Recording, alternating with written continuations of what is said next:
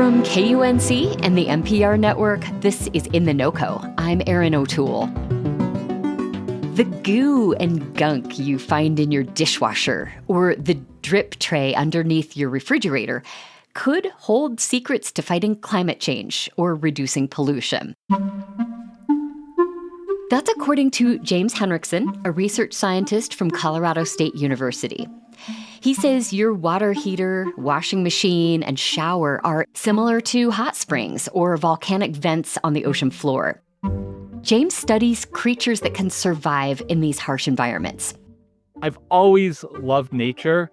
Grew up here in Colorado, and I have always been fascinated by the nature that you couldn't see, the microbes that you can only see with a microscope. James has traveled the world in search of these organisms, which scientists call extremophiles.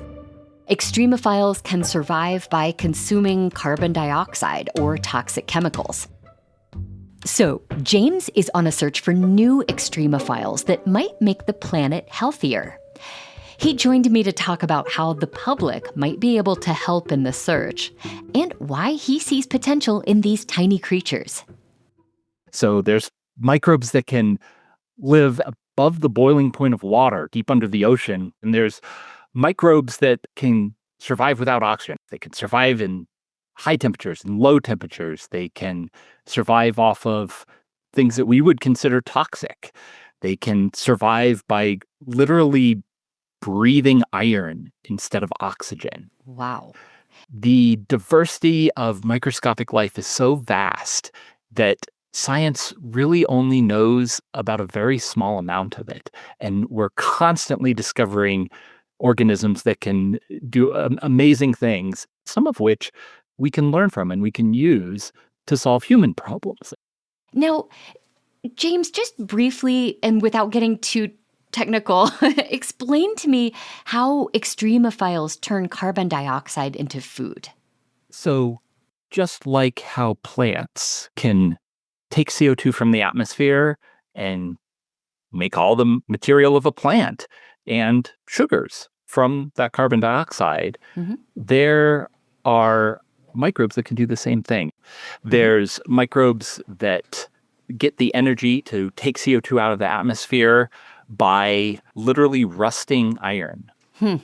There's organisms that take CO2 out of the atmosphere while they are consuming hydrogen or degrading pollutants. There's a plethora of different ways that microbial life takes CO2 out of the atmosphere. And actually, we think that about half of the carbon cycling out of the atmosphere is because of some kind of microbial activity. And so why do you have hope that extremophiles could consume carbon dioxide on a massive enough scale that could slow climate change or alter global temperatures?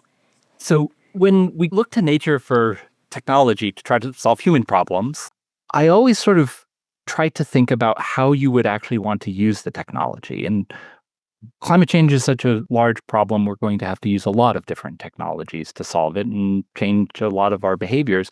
And biology has some particular strengths that I think can solve this problem, partially because that's how nature cycles carbon dioxide out of the air anyway. It's a huge amount of CO2 that's being constantly removed and added by nature. And so humans have just put that a little bit out of balance. So we can use the same processes that are capturing CO2 now to solve our problems. So one place where we release a lot of CO2 is from fossil fuel power plants. And you have this concentrated CO2, often with some unusual sulfur and nitrogen compounds that can be toxic. It's often high temperature. That concentration of CO2 is a very extreme environment. And these organisms that are from high CO2 environments, from springs that have very high amounts of carbon dioxide and they're thriving there, well, that environment looks a lot like the environment where you might want to capture carbon dioxide in a fossil fuel power plant. They'd be up to the job. Okay. Exactly. They'd be perfectly at home.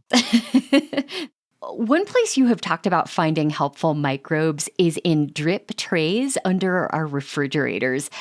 You think these organisms may eventually help reduce toxic waste. Can you briefly talk about how they would do that? Absolutely. And actually, as part of the Extremophile in the Home project with citsci.org, we're asking people to look in all sorts of drip trays that are in our homes. There's drip trays that capture water underneath your air conditioner and under your refrigerator. And in some of those drip trays, you might find a sort of brownish, reddish slime. Yeah, you might be very upset to find this because it might clog your drains, cause problems, but I'd be very excited if you would tell me about this, because what we think is going on in those situations are there's microorganisms that are growing and thriving in this water that is coming from the atmosphere. There's very low nutrients in it, and they're growing by capturing CO2 out of the atmosphere and by transforming the iron that these trays can be made out of to get the energy to do that. And so the brownish masses you've seen, they've literally pulled it out of thin air. And other researchers have looked into this kind of material as a solution to pollution problems from acid mine drainage, and maybe even as a way of capturing not just toxic metals like mercury, but rare earth metals in mining. The research James is doing isn't limited to microbes that people find in their homes and send to him. Recently, he's been looking for extremophiles in what are known as carbonated hot springs, or hot springs that emit carbon dioxide. He says there are more of these springs in Colorado than any other state. Every time we go back into the backcountry of Colorado to sample one of these high CO2 springs, some are high temperature, some are low temperature, we find amazing extremophilic life. And we also, often talking with folks from the area, find other springs nearby that no one knew about. And even some of the chemistry and microbiology that could be going on there. The colors of the slime, the smells, the temperature of the water.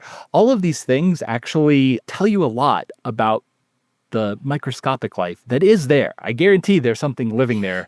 Even if it looks like very clear water and you don't see any weird slimes, there is some organism living in that water and on the surface of the rocks. They're just microscopic. Now I'm not sure if I want to get in the hot springs anymore. These things can't hurt you. Yeah. They pose no danger to humans because honestly, we're a horrible environment for them. If they're adapted to live in a mountain spring with, as carbonated as soda pop and acidic and high temperature, we are a horrible place for that microbe. They would die instantly. James Henriksen researches extremophiles at Colorado State University.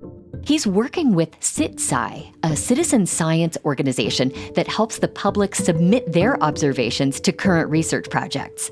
We'll include a link where you can submit images of what you found under your fridge or in your air conditioning unit in our show notes and at KUNC.org. That's it today for In The NoCo. I'm Erin O'Toole. Thanks so much for listening.